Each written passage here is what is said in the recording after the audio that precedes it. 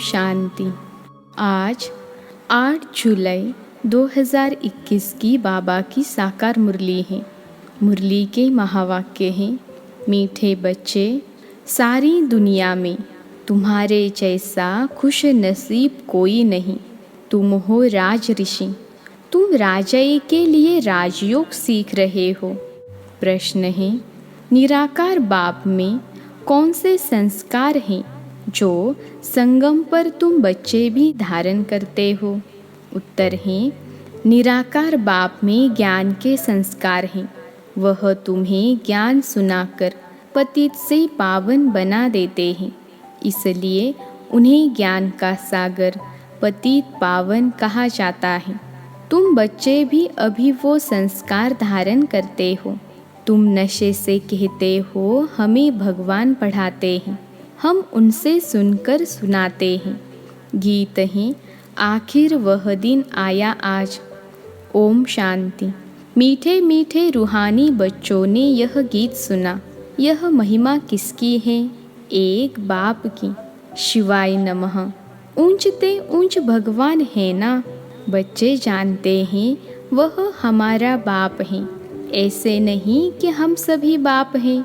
गाया भी जाता है, सारी दुनिया ब्रदरहुड है। सन्यासी अथवा विद्वानों के कहने अनुसार ईश्वर सर्वव्यापी कहने से जैसे कि फादरहुड हो जाता है, ब्रदर होने से बाप तो सिद्ध होता है, जिससे वर्षा मिलना है। फादरहुड है तो फिर वर्षे की बात ही नहीं है। बच्चे जानते हैं हम सभी आत्माओं का बाप एक है। उनको कहा ही जाता है वर्ल्ड गॉड फादर। वर्ल्ड में कौन है? सभी ब्रदर्स हैं, आत्माएं हैं। सबका गॉड फादर एक ही है। उस बाप की सभी प्रार्थना करते हैं। एक की ही बंदगी व पूजा होनी चाहिए, वह है सतोप्रधान पूजा। यह भी समझाया है ज्ञान, भक्ति और वैराग्य। बाप ज्ञान देते हैं सद्गति के लिए। सद्गति कहा जाता है जीवन मुक्ति धाम को। यह आत्मा को बुद्धि में धारण करना है। हमारा घर शांति धाम है, उसको मुक्ति धाम, निर्वाण धाम भी कहा जाता है। सबसे अच्छा नाम है शांति धाम। यहाँ तो ऑर्गन्स होने के कारण आत्मा टॉकी में रहती है, बोलना पड़ता है। सूक्ष्म वतन में है मूवी, इशारे में बात होती है, आवाज़ नहीं होती। तीनों लोकों को भी तुम जान गए हो। मूल वतन, सूक्ष्म वतन, स्थूल वतन। बुद्धि में यह अच्छी रीति बैठा है। मनुष्य सृष्टि के लिए ही गाया जाता है कि यह सृष्टि चक्र लगाती है। उसको कहा जाता है वर्ल्ड की हिस्ट्री ज्योग्राफी। मनुष्य ही तो उसको जानेंगे ना। वर्ल्ड की हिस्ट्री ज्योग्राफी सुनाते हैं। ऊंचते ऊंच बाप हैं। वर्ल्ड की हिस्ट्री ज्योग्राफी कैसे रिपीट होती है वही जानते हैं। इस चक्र को जानने से ही तुम चक्रवर्ती राजा बने हो। गाते भी हैं, देवताएं संपूर्ण निर्विकारी हैं। लक्ष्मी नारायण के चित्र है ना, वह संपूर्ण निर्विकारी और अपने को कहते हैं संपूर्ण विकारी। सतयुग में है संपूर्ण निर्विकारी अथवा संपूर्ण पावन। कलयुग में है संपूर्ण विकारी, संपूर्ण पतित। भारत की ही बात है। यह बाप ही आकर बुद्धि में बिठाते हैं और कोई नहीं जानते हैं। उन्होंने तो सतयुग को लंबा समय दे दिया है। समझते हैं लाखों वर्ष पहले सतयुग था, तो किसी की बुद्धि में यह बात आती ही नहीं है। अब बच्चे जानते हैं हम अभी संपूर्ण विकारी से संपूर्ण निर्विकारी बन रहे हैं। संपूर्ण पतित से संपूर्ण पावन बनना है। बाप समझाते हैं आत्मा में ही खाद पड़ी हुई है। गोल्डन एज से अब आयरन एज बन गई है। यह आत्मा की भेंट की जाती है। यह अच्छी रीति समझना है। तुम बच्चे बहुत खुश नसीब हो। तुम्हारे जैसा खुश नसीब कोई और नहीं। अभी तुम राजयोग में बैठे हो। तुम राज ऋषि हो। राजाई के लिए कभी कोई पढ़ाई होती है क्या? बैरिस्टर बनाएंगे, परंतु विश्व का महाराजा कौन बनाएगा? बाप के सिवाय कोई बना न सके। यहाँ महाराजा तो कोई है नहीं। सतयुग के लिए तो ज़रूर चाहिए, किसको ज़रूर आना पड़े। बाप कहते हैं मैं आता हूँ तब जब भक्ति पूरी होनी होती है। अब भक्ति पूरी हुई और कोई बात इसमें उठा ही नहीं सकते। हमको बाप बैठ पढ़ाते हैं, यह नशा होना चाहिए। हम आत्माओं को निराकार बाप परमपिता परमात्मा शिव पढ़ाते हैं। शिव को तो कोई जानते ही नहीं। अब तुम बच्चे जानते हो, बाबा फिर से स्वर्ग की राजाई स्थापन कर रहे हैं। हम उनको महाराजन श्री नारायण और महारानी श्री लक्ष्मी कहते हैं। भक्ति मार्ग में सत्यनारायण की कथा सुनाते हैं, अमर कथा और तीसरी की कथा। बाप तीसरा नेत्र भी देते हैं। नर से नारायण बनने की कथा सुनाई जाती है। वही बातें जो पास्ट हो जाती हैं वह फिर भक्ति मार्ग में काम आती है। अभी तुम बच्चे समझते हो, बाबा हमको स्वर्ग का मालिक बनाते हैं, हम हकदार हैं। भगवान तो स्वर्ग का रचयिता है ना।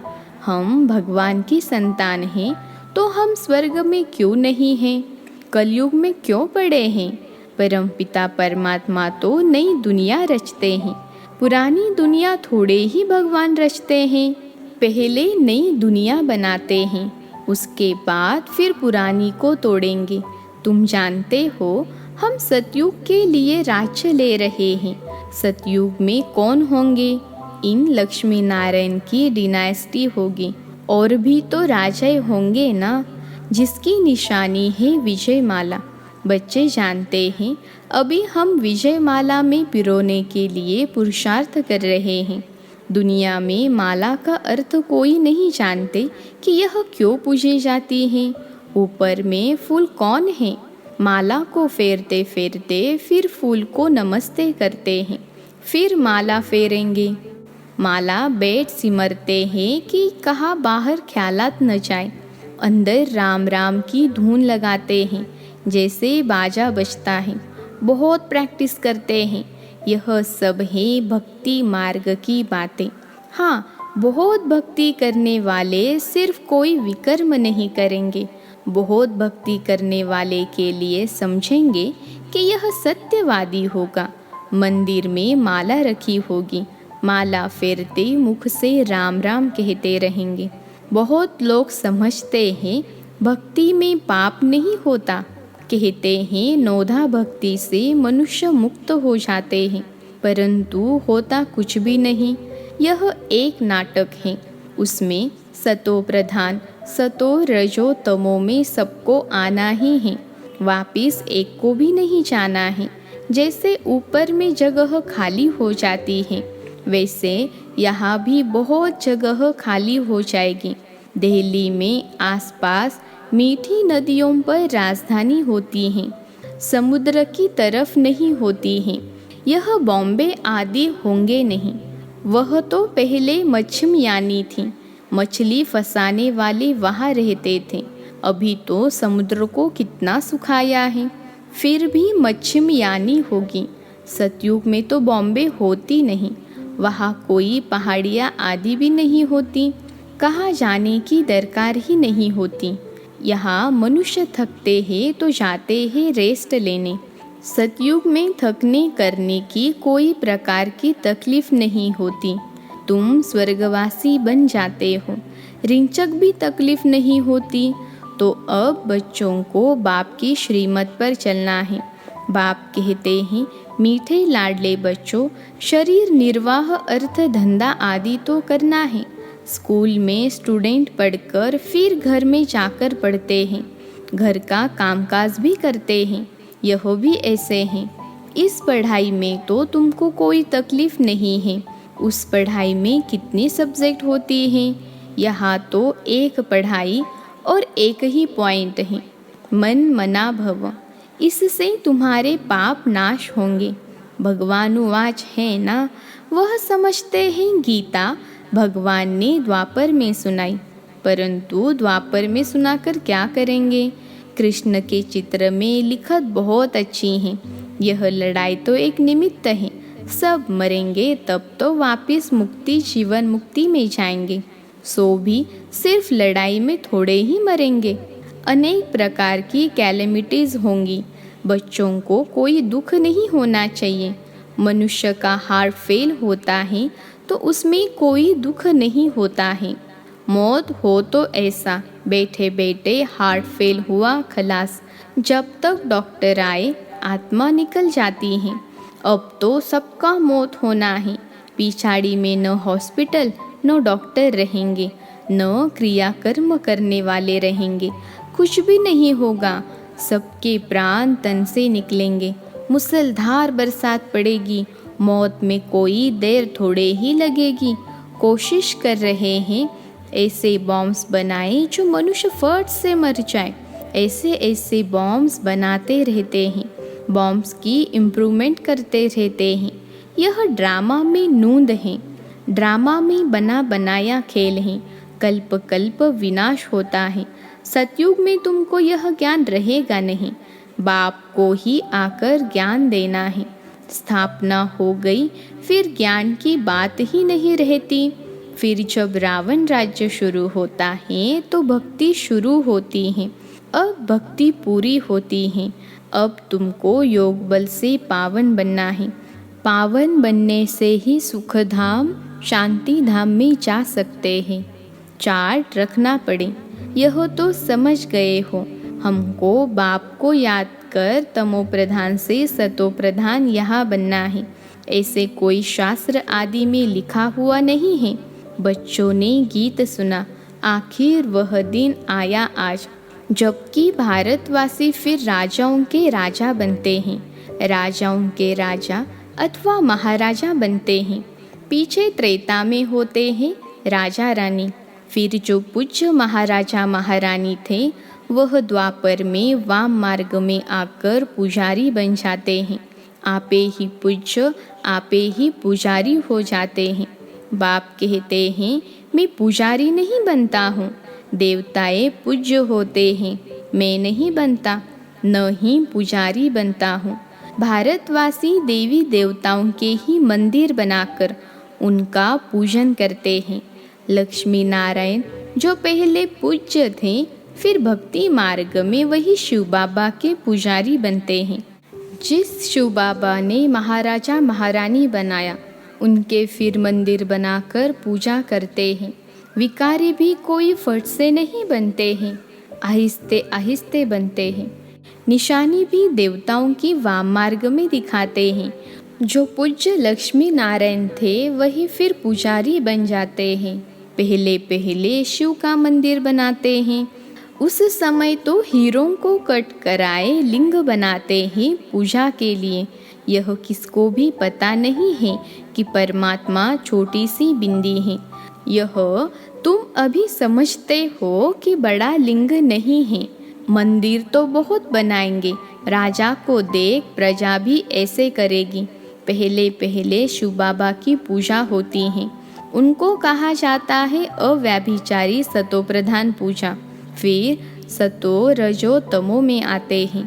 तुम रजो तमो में आए हो तो नाम ही हिंदू रख दिया है। असुल थे देवी देवताएं।